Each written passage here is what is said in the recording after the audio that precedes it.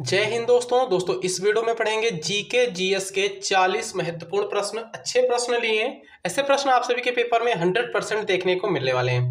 तो चैनल पे नए हो तो चैनल को सब्सक्राइब कर लो, बेल बटन को ऑन कर लीजिएगा, जिससे कि नोटिफिकेशन मिलता रहे सभी वीडियोज का। सभी प्रकार की वीडियो अपलोड करी जा रही हैं, तो प्लीज़ वीडियो को जरूर देखिएगा। पिछले वीडियो मैंने काफ़ी सारे वीडियो अपलोड किए, उनको भी देखिएगा। प्लेलिस्ट बना रखी, प्लेलिस्ट से भी रिवीजन कर लीजिएगा पेपर से पहले पहले। पहला क्वेश्चन देखिए दोस्तों, यहाँ पर क्या क्वेश्चन बनना, ध्यान से देखिएगा। दोस्तों आपसे को बता दे रहा हूं, जिसको भी मॉक टेस्ट बाय करने हैं तो मॉक टेस्ट जरूर बाय करिएगा।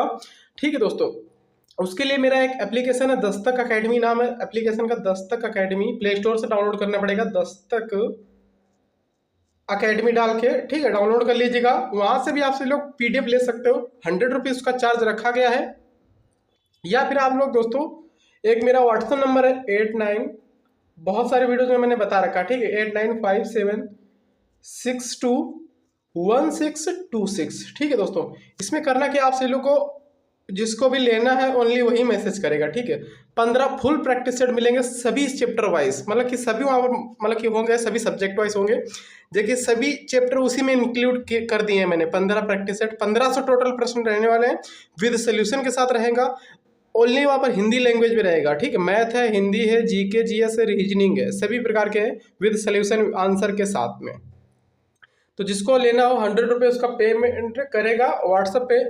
ठीक है, मैं बताऊंगा उस नंबर पे पेमेंट करेगा। और इसका टाइमिंग है 8 से 10, 8 से रात में 8 से 10 बजे ओपन होने का टाइमिंग रहता है। ठीक है, ये जो ग्रुप है व्हाट्सएप, ये 8 से 10 बजे तक खुला रहता है। तो आप सभी जिसको भी लेना है इतने बजे मैसेज करेगा और आप सभी को वहाँ पर मिल जाएगा। ठीक है दोस्तों, तो जरूर उसको लीजिएगा और लगा कर देखिएगा, काफ़ी ज़्यादा कॉन्फिडेंस मिलेगा। और एग्जाम में हूबहू सेम टू सेम भी प्रश्न आपसे देखने को मिलेंगे 15 फुल सेट में से। ठीक है, तो इसलिए बोल रहा हूँ प्रैक्टिस सेट जरूर आप सभी लोग लगा कर जाइए पेपर से पहले पहले, जिससे कि आप सभी को काफ़ी ज़्यादा उसमें प्रभाव देखने को मिलेगा और काफ़ी ज़्यादा कॉन्फिडेंस भी आएगा कि पेपर किस तरीके से करना है, उसी तरीके से करना होगा। आप सभी को 100 क्वेश्चन उसमें भी रहेंगे, प्रैक्टिस सेट में भी 100 क्वेश्चन आपके एग्जाम में भी आएंगे। ठीक है, ऑफलाइन पेपर ही रहेगा। तो चलिए पहला क्वेश्चन देखिए ध्यान से, जिसको लेना होगा वो ले लेगा।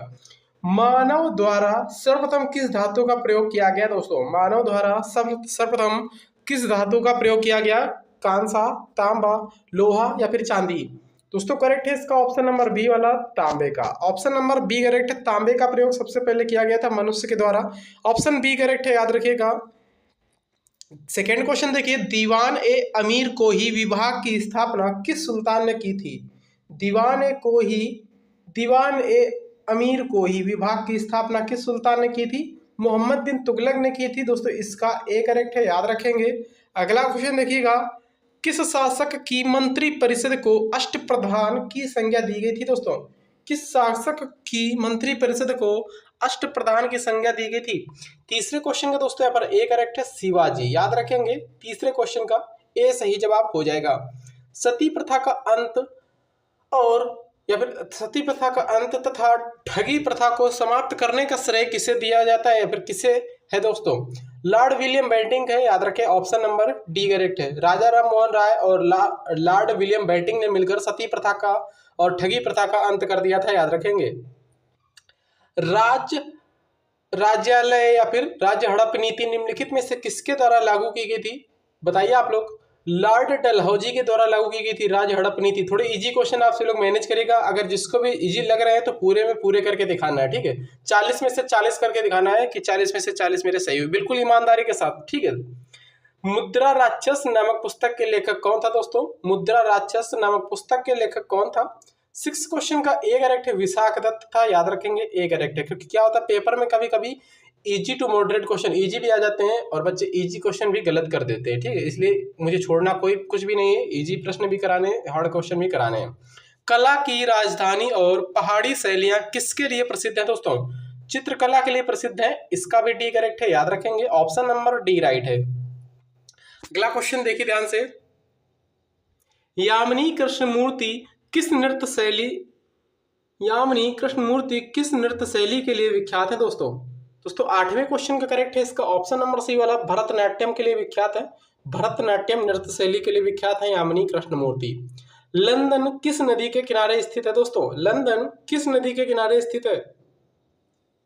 देखिए फ्रांस की जो राजधानी जो पेरिस है वो सीन नदी के किनारे स्थित है। हालांकि यहाँ पर पूछा गया लंदन किस नदी के किनारे स्थित है, तो टेम्स नदी के किनारे स्थित है। कहीं कहीं थेम्स लिखा होता है, कहीं टेम्स लिखा होता है। बी वाला इसका सही जवाब हो जाएगा। अगला प्रश्न देखिएगा, भारतीय मानक समय आधारित है कितने डिग्री दोस्तों आधारित है? भारतीय मानक समय 82.5 डिग्री पूर्वी देशांतर, ठीक है, 82.5 डिग्री पूर्वी देशांतर इसमें ऑप्शन में नहीं है, 82.5 डिग्री पूर्वी देशांतर पर आधारित है, याद रखेंगे। ऑप्शन नंबर दोस्तों इसमें से नहीं है। अगला क्वेश्चन देखिएगा, पृथ्वी के अतिरिक्त किस ग्रह पर वायुमंडल पाया जाता है दोस्तों? पृथ्वी के अतिरिक्त किस मंडल पर वायुमंडल, किस ग्रह पर वायुमंडल पाया जाता है दोस्तों? पृथ्वी के अलावा मंगल ग्रह पर। ऑप्शन नंबर बी करेक्ट है, याद रखेंगे। नीला ग्रह के नाम से किसे जाना जाता है दोस्तों? नीला ग्रह के नाम से किसे जाना जाता है दोस्तों? यहाँ पर पृथ्वी को जाना जाता है नीला ग्रह के नाम से, ठीक है। ऑप्शन नंबर बी करेक्ट है। लाल ग्रह तो मंगल सभी को पता है। भारतीय रिजर्व बैंक का राष्ट्रीयकरण कब किया गया था दोस्तों? भारतीय रिजर्व बैंक का राष्ट्रीयकरण कब किया गया था? 1949 में। स्थापना दोस्तों 1935 में हुई थी। स्थापना 1935, राष्ट्रीयकरण दोस्तों 1949 में हुआ। भारतीय विदेश व्यापार संस्थान कहाँ स्थित है? भारतीय विदेश व्यापार संस्थान कहाँ स्थित है? 14 क्वेश्चन का ए करेक्ट है, नई दिल्ली में स्थित है, याद रखेंगे। भारतीय विदेश व्यापार संस्थान नई दिल्ली में स्थित है। अगला प्रश्न देखिएगा, भारत में कार्यपालिका का अध्यक्ष कौन होता है दोस्तों? भारत में कार्यपालिका का अध्यक्ष कौन होता है? भारत का राष्ट्रपति होता है। ऑप्शन नंबर इसका भी ए करेक्ट है, याद रखेंगे। भारत में कार्यपालिका का अध्यक्ष भारत का राष्ट्रपति होता है, ए करेक्ट है। अगला प्रश्न देखिएगा, भारतीय संघ की शक्ति किसमें निहित है दोस्तों? भारतीय संघ की शक्ति किसमें निहित है? करेक्ट आंसर है ऑप्शन नंबर सी वाला, राष्ट्रपति में निहित है, याद रखेंगे। डायरेक्ट राइट आंसर बता रहे हैं, चार ऑप्शन नहीं पढ़ रहे, टाइम ज्यादा आप सभी का वेस्ट होगा, ठीक है। और दोस्तों आप सभी लोगों को जितना ज्यादा हो सके उतना ज्यादा प्रैक्टिस करिए, ठीक है। प्रैक्टिस सेट लगाइएगा, प्रैक्टिस सेट खरीद लीजिएगा, बाइक लीजिएगा, ठीक है, और लगाइएगा, क्योंकि उसी टाइप से आप सभी के भी 25-25 करके प्रश्न आएंगे वहां पर भी, एग्जाम में भी, ठीक है। तो इसलिए बोल रहा हूँ प्रैक्टिस सेट जरूर खरीद कर लगाइएगा, कॉन्फिडेंस आएगा आप सभी लोगों को। और बिल्कुल same to same question GK Hindi के आप सभी को वहाँ पर पेपर में भी देखने को वहाँ से मिल जाएंगे। तो इसलिए बोल रहा हूँ आप सभी लोग उसको जरूर एक बार ट्राई करिएगा। 100 रुपीज़ चार्ज उसका रखा गया है। और दोस्तों आप सभी को बता दे रहा हूँ, आप सभी लोग एग्जाम में जाने से पहले ठीक है, थोड़ा रिवीजन करंट अफेयर्स का जरूर करके जाइए, क्योंकि करंट अफेयर्स पिछले 1 साल का, ठीक है, क्योंकि करंट अफेयर्स भी एग्जाम में पूछ लिया जाता है। तो इसलिए बोल रहा हूँ पिछले 1 साल का करंट अफेयर्स यूट्यूब पे बहुत ज़्यादा बने हैं वीडियोज, वहाँ से देख लेना, या फिर मार्केट से बुक खरीद लेना, ठीक है। छोटी सी पत्रिका आती है 10-20-25 रुपए की, उसको पढ़ लेना, ठीक है, पिछले 1 साल का। तो इसलिए बोल रहा हूँ आप सभी के लिए, भारतीय संघ की शक्ति दोस्तों किसमें निहित है? राष्ट्रपति में निहित है। और आप सभी लोग प्लेलिस्ट से जरूर रिवीजन करो। मेरे इसी चैनल पर प्लेलिस्ट बना दी है मैंने बहुत सारे वीडियोज की, मैथ, रीजनिंग, हिंदी, जी के, तो प्लीज ज्यादा से ज्यादा रिवीजन करो वहां से। व्यक्तिगत स्वतंत्रता के लिए कौन सा रिट दायर की जा सकती है दोस्तों? व्यक्तिगत स्वतंत्रता के लिए कौन सी रिट? बंदी प्रत्यक्षीकरण, ठीक है, ऑप्शन नंबर बी करेक्ट है, याद रखेंगे।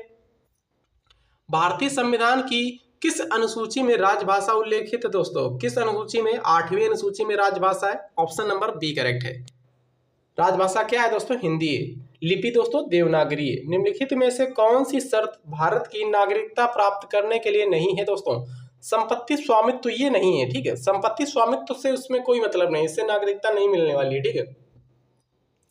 अगला क्वेश्चन देखिएगा, विंग्स ऑफ फायर किसकी आत्मकथा है दोस्तों? Wings of fire APJ Abdul Kalam की है दोस्तों, याद रखेंगे। ऑप्शन नंबर इसका डी करेक्ट है। विंग्स ऑफ फायर किसकी आत्मकथा है? एपीजे अब्दुल कलाम की है। 20 का डी करेक्ट है। अगला क्वेश्चन देखिएगा, निम्नलिखित में से किस एक में सर्वोच्च विशिष्ट ऊष्मा का मान होता है? किसमें सर्वोच्च विशिष्ट ऊष्मा का मान होता है? जल में। ऑप्शन नंबर इसका डी करेक्ट है। जल में सर्वोच्च विशिष्ट ऊष्मा का मान होता है। निम्नलिखित में से जल जनित रोग कौन सा है? इसमें पूछा गया जल जनित रोग कौन सा है? हैजा है दोस्तों आपका जल जनित रोग, याद रखेंगे, बी करेक्ट है। अगला प्रश्न देखिएगा, ट्रांसफार्मर किससे काम करता है दोस्तों? केवल प्रत्यावर्ती धारा से काम करता है। ऑप्शन नंबर इसका ए करेक्ट है। 23 का दोस्तों ए करेक्ट है, केवल प्रत्यावर्ती धारा से काम करता है ट्रांसफार्मर। उत्तर प्रदेश में निम्नलिखित में से किस विश्वविद्यालय का स्तर प्राप्त नहीं है दोस्तों? इन सभी को प्राप्त नहीं है। पशु चिकित्सा अनुसंधान संस्थान बरेली, इसको विश्वविद्यालय का स्तर प्राप्त नहीं। आयुर्वेदिक कॉलेज फैजाबाद, इसको भी नहीं। दयाल बाग एजुकेशन इंस्टीट्यूट आगरा, इसको भी नहीं है। ठीक है, तो विश्वविद्यालय का स्तर प्राप्त नहीं इन कॉलेजों को, याद रखेंगे। अगला क्वेश्चन देखिएगा, उत्तर प्रदेश के किस आर्थिक क्षेत्र में सर्वाधिक महिला साक्षरता है दोस्तों? तो ये दोस्तों सर्वाधिक महिला साक्षरता आपका बस्ती हो जाएगा, और यहाँ पर केंद्रीय क्षेत्र है, क्षेत्र पूछा गया केंद्रीय क्षेत्र। बागों का शहर के नाम से उत्तर प्रदेश का कौन सा शहर प्रसिद्ध है दोस्तों? बागों का शहर, ये लखनऊ है। ठीक है, बागों का शहर बोलो या फिर नवाबों का शहर बोलो। ठीक है, बागों का शहर सबसे अधिक यहाँ पर ही आम होते हैं उत्तर प्रदेश में। अगला प्रश्न देखिएगा, उर्दू कवि मिर्जा गालिब तथा संगीतज्ञ उस्ताद फयाज खां का जन्म स्थल कौन सा है? उर्दू कवि मिर्जा गालिब, उर्दू कवि जो थे दोस्तों मिर्जा गालिब, और संगीतज्ञ उस्ताद फयाज खां का जन्म स्थल कहाँ है दोस्तों? आगरा में है, याद रखेंगे। 27 का यहाँ पर बी करेक्ट है, आगरा। अगला प्रश्न देखिएगा, उत्तर प्रदेश के किस आर्थिक क्षेत्र में सर्वाधिक जनसंख्या निवास करती है?